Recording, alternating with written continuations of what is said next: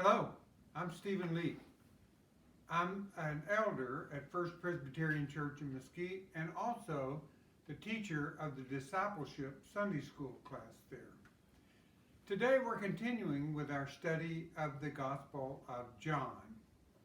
Last week we finished verse 18, which concluded what many call the mini New Testament that is in the Gospel of John. We've been going through the book of John just about one verse at a time, but today we're going to do a record-breaking 9 verses. So let's get started. John 1:19 through 28. This is the testimony given by John when the Jews sent priests and Levites from Jerusalem to ask him, "Who are you?" He confessed and did not deny it, but confessed, "I am not the Messiah." And they asked him, "What then? Are you Elijah?" He said, "No." "Are you the prophet?" He answered, "I am not." Then they said to him, "Who are you? Let us have an answer for those who sent us. What do you say about yourself?" He said, "I am the voice of one crying out in the wilderness, 'Make straight the way of the Lord,' as the prophet Isaiah said." Now they had been sent from the Pharisees.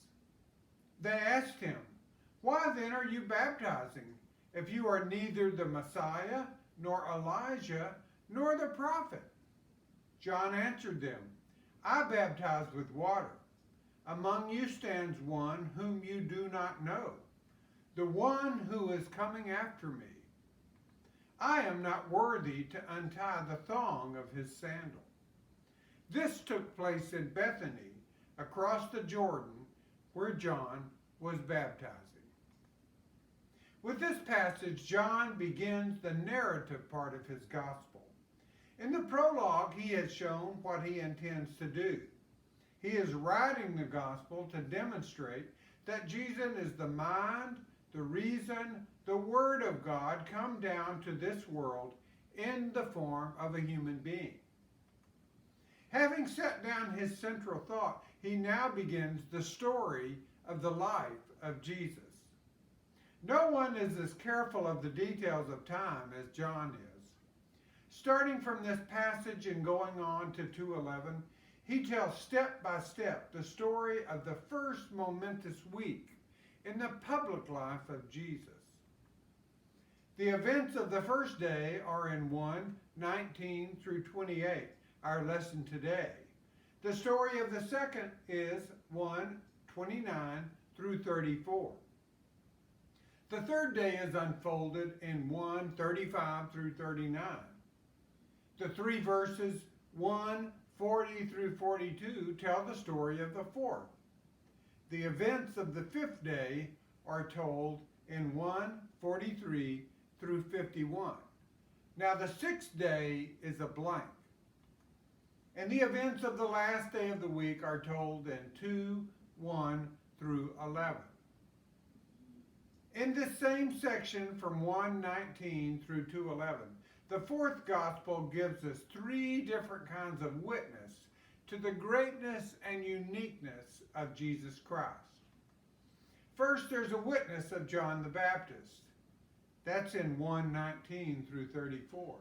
Second, there is the witness of those who accepted Jesus as their master and teacher and who became his disciples.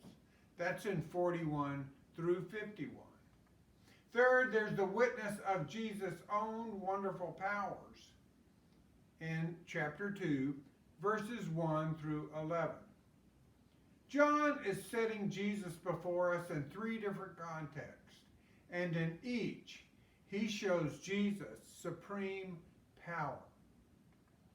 We've already seen that the fourth gospel had to take account of a situation in which John the Baptist was given a position far higher than he himself had claimed.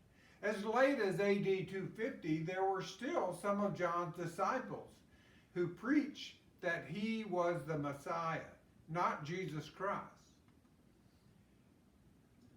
But that was a view that John the Baptist himself would have repudiated. Right at the beginning of the passage, we come to a characteristic of the fourth gospel. It is emissaries of the Jews who come to question John. The word Jews occurs in this gospel no fewer than 70 times. And always the Jews are in opposition to Jesus.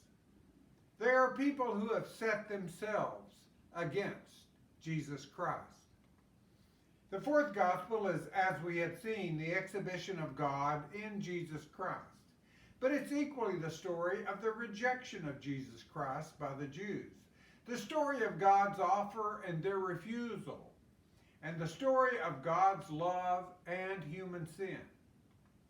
The fourth gospel is the gospel in which love and warning are uniquely and vividly combined. The deputation which came to interview John was composed of two groups of people. First, there were the priests and the Levites. Their interest was very natural, for John was the son of Zacharias, and Zacharias was a priest, as Luke tells us in the very first chapter of Luke, verse 5. In Judaism, the only qualification for the priesthood was descent from Aaron. Therefore, John the Baptist was, in fact, a priest himself. The priest came to see why he was behaving in such an unusual way. And second, there were emissaries of the Pharisees. It may well be that behind them was the Sanhedrin, the ruling body of the Jews. One of the functions of the Sanhedrin was to deal with anyone who was suspected of being a false prophet. John was a preacher to whom people were flocking in hordes. He was causing a great deal of the news of the day. So the Sanhedrin may have felt that it was their duty to check up on him. The whole thing shows how suspicious orthodoxy was of anything unusual. John did not conform to the normal idea of a priest. And John did not conform to the normal idea of a preacher. Therefore, the religious authorities of the day looked upon him askance. The church always runs the danger of condemning a new way just because it is new. There's hardly an institution in the world which resents change as much as the church does. It's often rejected a great teacher and often refused some great adventure simply because it suspected all things new and are different. The emissaries of the Orthodox could think of three things that John might claim to be. First, they asked him if he himself was the Messiah. The Jews were waiting and are waiting to this day for the Messiah. And there was no one idea of the Messiah. Some expected one who would bring peace, but most expected one who would be a great national champion to lead the armies of the Jews as conquerors over all the world. Frequently, messianic pretenders could cause rebellions. It was natural to ask John if he was the Messiah. John rejected the claim, but he rejected it with the hint that the Messiah had come and was in fact with them. They asked if he was Elijah. It was Jewish belief that Elijah would come before the Messiah to prepare the world to receive him. Particularly, Elijah would settle all disputes and bring together estranged families. Third, they asked him if he was the expected and promised prophet. It was believed that Isaiah, and especially Jeremiah, would return at the coming of the Messiah. The Jews waited and longed for their return. Once again, John denied that this honor was his. though they asked him who he was. His answer was that he was nothing but a voice bidding men and women to prepare the way of the king. That quotation is from Isaiah 40, verse 3. The roads of Palestine were mere tracks. And when a king visited, the roads were smoothed and straightened and put in order.